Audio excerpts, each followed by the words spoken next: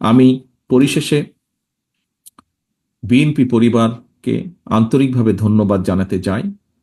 তারা যেভাবে চেষ্টা করেছেন তাদের সীমাবদ্ধতার মধ্যে থেকে এই পরিবারগুলোর পাশে গিয়ে দাঁড়ানোর জন্য যে প্রচেষ্টা, যে উদ্যোগ তারা গ্রহণ করেছেন, আমরা বিএনপি পরিবারের প্রত্যেকটি সদস্যকে আমি সে কারণে আন্তরিকভাবে ধন্যবাদ জানাতে চাই।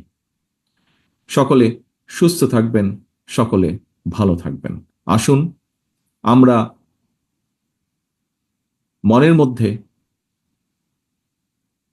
আমরা দৃঢ়ভাবে ধারণ করি, প্রত্যাশা রাখি, ইনশাল্লাহ যে প্রত্যাশিত বাংলাদেশ আমরা গড়তে চাইছি আগামী দিনে, যেন আমরা সেই প্রত্যাশিত বাংলাদেশকে গড়ে তুলতে সক্ষম হই। সেই শপথ রেখে, সেই প্রত্যাশা রেখে আমার বক্তব্য আমি শেষ করছি। আল্লাহ হাফেজ। বাংলাদেশ জিন্দাবাদ। বাংলাদেশ জাতীয়তাবাদী দল জিন্দাবাদ। আসসালামু আলাইকুম।